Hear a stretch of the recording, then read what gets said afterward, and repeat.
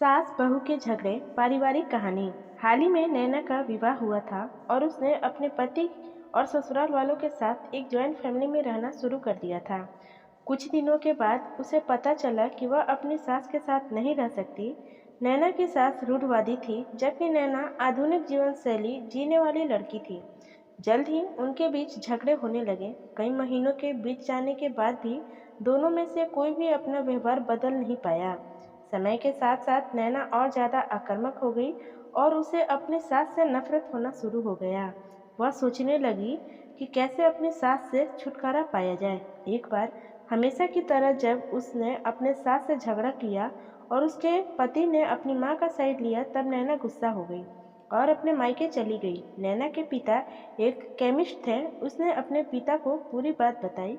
उसने अपने पिता से कहा कि उसे कुछ जहर दे ताकि वह अपनी सास के खाने में मिलाकर उससे छुटकारा पा सके, नहीं तो वह अपने पति के घर वापस नहीं जाएगी। नैना के पिता को यह सब जानकर काफ़ी दुख हुआ और उन्होंने अपनी बेटी से कहा, अगर तुम अपनी सास को जहर देती हो तो तुम और मैं दोनों जेल जाएंगे। ऐसा करना ठीक नहीं है। लेकिन नैना सुनने और समझने की हालत में नहीं थी। आखिरकार उसके पिता ने कहा, ठीक है, जैसा तुम चाहती हो वैसा ही होगा, लेकिन मैं तुम्हें जेल में नहीं देखना चाहता। उसके पिता अंदर से पाउडर लाए और कहा, हर दिन जब तुम दोपहर का भोजन या रात का भोजन करते हो तो अपनी सास के खाने में इसे मिला देना। इससे धीरे धीरे कुछ महीनों में वह मर जाएगी और लोग सोचेंगे कि वह प्राकृतिक रूप से मरी है। उन्होंने यह भी कहा, क्योंकि किसी को तुम पर शक नहीं होना चाहिए, इसलिए आज से तुम अपनी सास के साथ ही नहीं लड़ोगी, बल्कि तुम उसकी देखभाल करोगी। भले ही वो कुछ भी कहें, तुम गुस्से से बात नहीं करोगी और हमेशा शांत रहोगी। नैना सहमत हो गई और अपने ससुराल वापस आ गई और अपने पिता की सलाह के अनुसार उसने अपनी सास के खाने में पाउडर मिक्स करना शुरू कर दिया और बड़े ही प्यार के साथ साथ बात करना शुरू कर दिया। समय बीतने के साथ साथ नैना की सास का नेचर भी बदलना शुरू हो गया, क्योंकि नैना अब अपनी सास की बहुत देखभाल करने लगी थी। इसलिए उसकी सास भी उसके प्रति विनम्र होने लगी और प्यार से बात करने लगी। 5 महीने बीत गए और नैना खाने में पाउडर मिक्स कर रही थी, लेकिन अब घर का वातावरण बदल गया। कोई झगड़े नहीं थे, दोनों एक दूसरे की तारीफ करते। अब ऐसा लगता था मानो दोनों का रिश्ता माँ और बेटी का रिश्ता हो।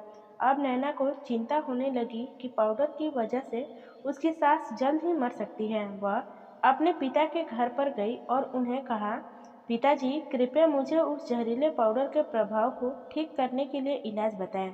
मैं अपनी सास को खोना नहीं चाहती, वह मेरी माँ की तरह है और मैं उनसे अब बहुत प्यार करती हूँ। उसके पिता मुस्कुराए और कहा, कौन सा जहर? मैंने तुम्हें एक स्वीटनर दिया था। नैना हैरान थी कि उसने अपने पिता से पूछा कि उन्होंने ऐसा क्यों किया। पिता ने कहा, बेटा, अगर तुम किसी दूसरे इंसान से प्यार चाहते हो तो तुम्हें भी उसे प्यार देना होगा। रिश्ते एक गाड़ी की तरह होते हैं और हम उन पर लगे पहियों की तरह। जब तक सभी पहिए ठीक से आगे नहीं बढ़ेंगे, तब तक गाड़ी ठीक से नहीं चल सकती। इसी बात का एहसास दिलाने के लिए मैंने ऐसा किया और तुम्हें अपनी सास के प्रति नम्र रहने को कहा।